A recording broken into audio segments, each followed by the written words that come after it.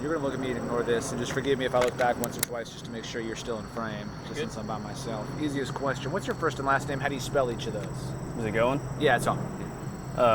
My name's Nick Arnold. It's Nickarnold. Take me back to last week. What day was it? What time was it? How does this all start? It all started with my wife and I were in an argument, and we were in a desperate place where I needed to go find God again, and she saw that in the argument. So she literally just said, go get on your motorcycle, and I want you to go find God. I need you to just take care of that. What day was this? This was Wednesday, the 31st, I think. So that was the first off part, because normally I need to be there to show her, like, hey, I'm putting the effort to solve this situation. And so for her to say that kind of told me something was up. And so I said a prayer before I left, and I just said, God, wherever it is that we're going, I need you to lead me. And I just hopped on my motorcycle, and I ended up at Eagle Creek, a place I'd never been before, and I found a trail once I parked my bike, and I started walking down this trail. I wanted to see some water, and they came to a fork, and I went to the right, and then something stopped me. You know, it was like, I feel like Jesus was just telling me, hey, go the other way. So I stopped, and I went back. And as I walked down the path less traveled, I see a man coming out of the water. He was in his underwear, and it was a little bit awkward, obviously, as you're in the middle of the woods. And we had a generic little, like, small talk conversation. Then he asked why I was there, and I was just kind of vulnerable with him. So I was like, look, man, I'm trying to get close to God again. I'm struggling in my marriage with just something that we'd been going through.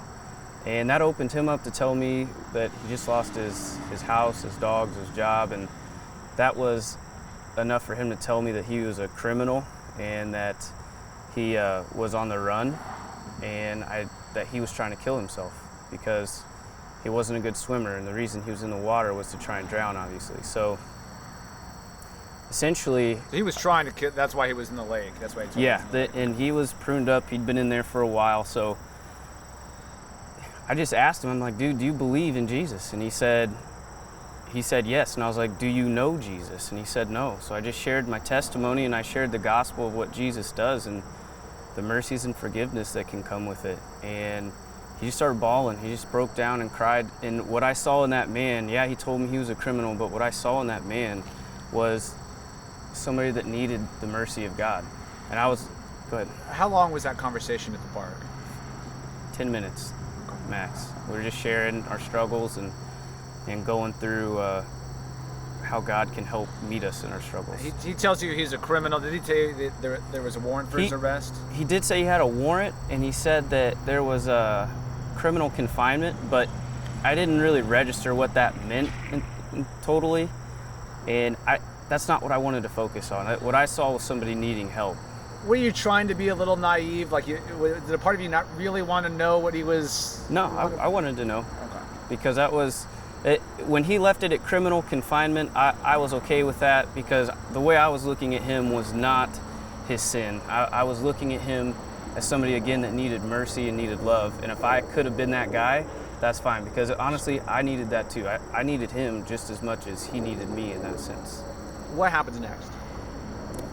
We said a prayer of salvation, actually, and he accepted Christ, and I was about to separate ways. I'm like, I can't just leave him out here, and I asked where he was staying. He said, you're looking at it. He'd walked all the way from the east side to the west side and had been staying out there in a sleeping bag during the rain and all that. So I was like, all right, I'm at least going to take you out to dinner. And I threw him on the back of my motorcycle. We went home. I kept him in the driveway. I told my wife what was going on, and it was interesting, but my wife was on her knees praying for me while I was out there, and it's like it just keeps getting better. So hold on. You and your wife get into a fight. Yeah. So she's presumably a little irritated with you. Yes. You show up with somebody who has a warrant for his arrest. Yes. Are you crazy? How does that go over? It's God, man. She literally, I just told her, I was like, I need you to trust me. God is leading me through something right now, and I just need you to trust me. Told her the situation, and she asked the question that I didn't want to address, and she said, where's he staying? And so at that point in time, I prayed to God, and I said, I need you to be clear, and I need you to tell me exactly what's going on, what you want me to do, and I'll follow it. And he told me right then, he just said, he needs one night. And so I told my wife, I was like, he's got one night and he's gonna stay here. And I asked if she trusted me. She said she trusted me. So we went outside and told him he could stay here for one night. And that's when he told us that he was going to turn himself in the next morning. And we're like, there we go. That's why he only needed a night. That was... Because he told you he needed one night.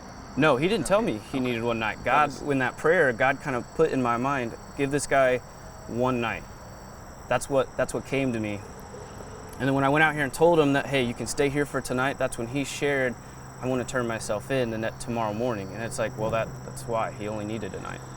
Why not call police right then and say, hey, there's some guy with a warrant out for his arrest in my front yard? That wasn't registering in my mind. And what was in my mind was a man that needed mercy, a man that I didn't want to look at him as his sin, because every single one of us have problems, and it doesn't matter what they are or how they rank. Like, we all have problems, and he just needed some love, and he needed to hear Jesus, and that's what softened his heart. And so that, to me, that's what I was looking at, not what he had done, because we've all got stuff in our past. So, was there any concern having this gentleman staying in your house with you and your wife? Obviously? Well, of course, yeah, I was worried. Part of it, I was worried, but I'm not kidding you, man. I cannot explain the environment and what I saw God doing in this man's heart as we came to Jesus. Like, as we were just talking about that, I cannot explain to you the peace that I had with the decision I was making. It's not a common decision. It's not something that a lot of people will probably even agree with, but it was God. It was honestly God. So you tell him you can stay the night. Do you guys just go to sleep, or what takes place overnight? I invited him in, and we got him we let him take a shower. I packed him a bag full of clothes, and I got him some shoes. My wife made him some food and some toiletries, because we didn't know what was going to happen. So we just packed him some stuff to kind of help him get through. We went out to dinner, and we went to TGI Fridays, and I just gave him, I said, pick whatever you want, dude. This is about you coming to Jesus, and that's it. And so we had dinner. We talked about what to expect as a new believer. We talked about, how God has worked in my wife and in my life. Came back, we got the guitars out, we sang some music and just enjoyed each other's company. Sure. And then the next morning, we woke up and we got in the car, we had breakfast, got in the car, went down to the city-county building, and I'd never turned anybody in. I didn't know what I needed. Is it just you and him at this point? No, it's him, my wife, and myself. So we get to this building, and this is another part where God's just coming in. An officer pulled up right as I was looking for the next move. Like, what do I do here?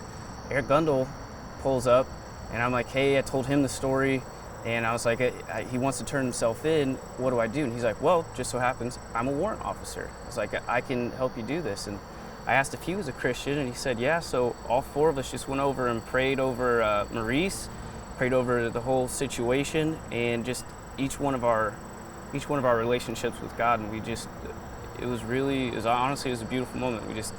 Everybody prayed it over, and then he turned himself in. I'm going to rewind a little bit. At what point did you realize Maurice Nelson was wanted what he's wanted for? I did not look that up until later that day.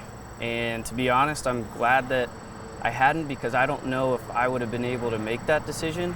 But again, that's not the focus. The focus is what I saw and what God put on my heart at that time was the mercy that he needed, and that's all I cared about. Why didn't you look it up earlier? I mean, was a bit of you curious? He says he's got a warrant for his arrest. You're letting him stay in your house?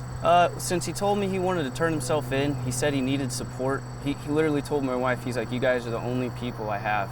It's like, you're the only people that have been nice to me. And that was my focus, not what he'd done, not what his warrant was. I didn't really understand what criminal confinement was at that point in time. And our focus was just sharing the love of God with him and letting him know that it doesn't matter what you've done, God can forgive you. So at no point in your house, when he was in your house, did you realize he was wanted for tying someone up for 4 days? I didn't know that. Okay. When you found that out, what was going through your head, and did you regret your decision at all? I did not regret my decision, absolutely not, because it was a decision that God wanted me to do, and I chose to follow it. What was just going through your head when you found out that he? When I found out, I was like, wow, that's really rough. And I'm naturally kind of an overly protective person anyways. And so for God to take somebody who's overly protective and then take somebody who's done something like that and use both of our problems for good, I mean, it says that in the Bible, that he's going to use our problems to work for his good. And for that to happen was amazing. Sure. I'm going to let this drive by real quick.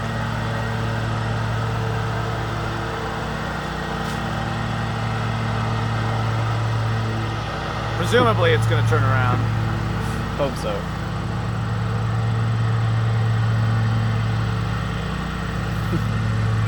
It's kind of funny. It's going away. Now I know he didn't express to you exactly what he was accused of outside of just saying criminal confinement. But at any time did he express any regret, remorse, oh, yeah. sorrow that for was what he did? When I was in the woods and I asked him what he did, he said it was too hard to talk about. And that's what I'm saying. That's what I saw. My focus was on this man needed mercy. I had no clue what he did, but he needed mercy and forgiveness from Jesus. And that is what I tried to extend, not why did you do this? Why did you do that? When you step back from this, I think people are going to look at this and go, wait a second. The FBI, the sheriff's office, looking for this guy all over the state. We had been told maybe he's in Fort Wayne. Mm-hmm. IMPD is looking for this guy all over the state. An Indianapolis resident stumbles across him at Eagle Creek Park and finds one of the most wanted offenders in the state. It's God, man. I literally prayed before I left that God would give me a miracle. I said, I know you can, but I don't think you will. And you can't tell me that I get on my motorcycle, go to a place I've never been, and I need a miracle and he needs a miracle. I just can't explain it. It's God. What would you say to people who might go, look, this story's too good to be true. I'm not buying this. This is how it went down.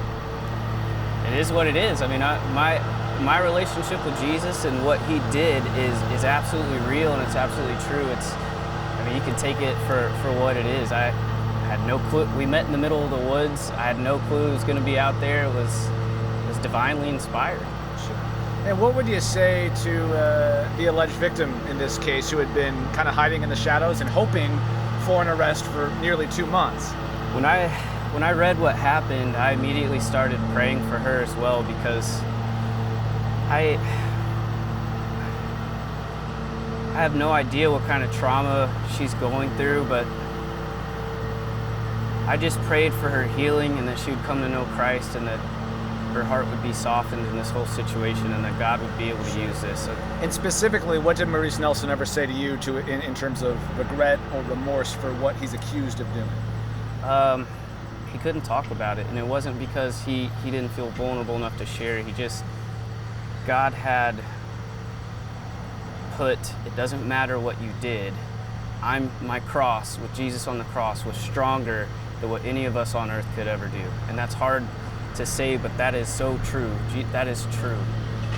And I saw that remorse and I saw that regret in this man's heart when he was sobbing and when he couldn't talk about it. So I didn't look at, what he had done. That's why that's not what was important. What was important was just giving this man the love of Jesus when he needed it. Have you considered a career in law enforcement? That's... No, not. I would love to be a firefighter. I'd love to be a firefighter, so that's my goal. For IFD? Right now I'm with Pike, so I'm hoping... You're in what capacity?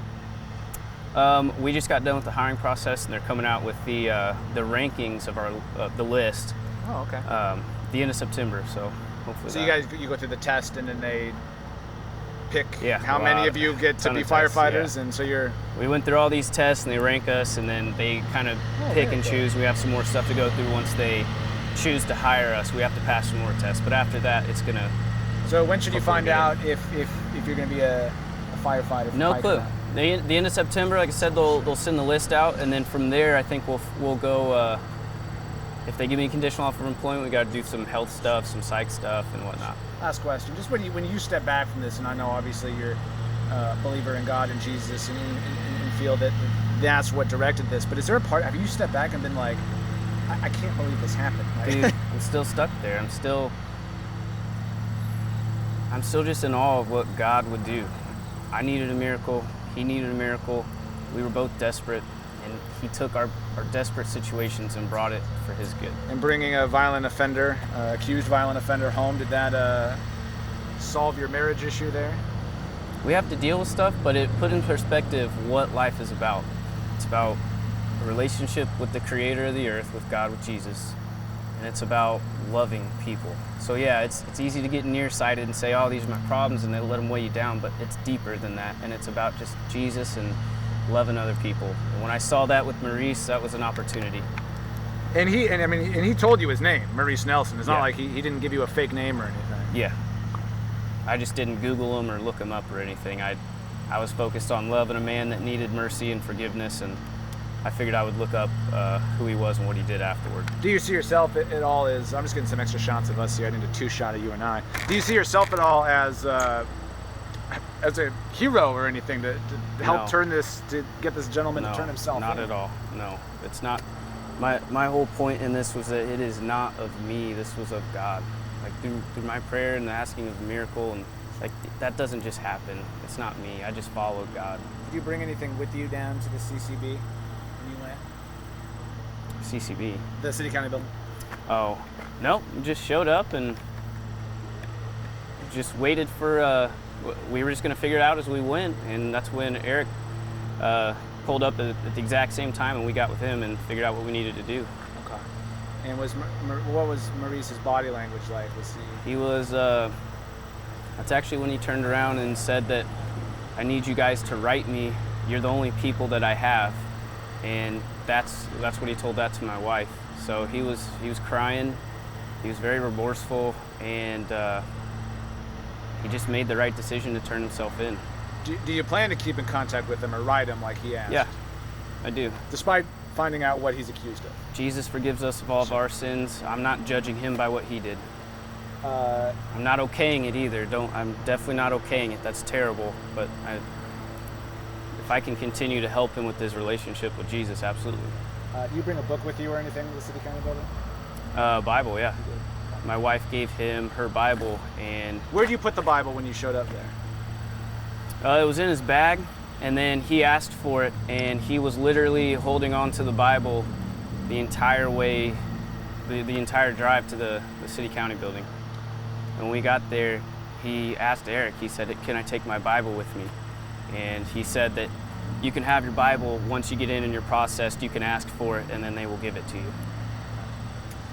Anything else? Am I missing anything here? Just Jesus took control of this whole situation, and it truly is a miracle.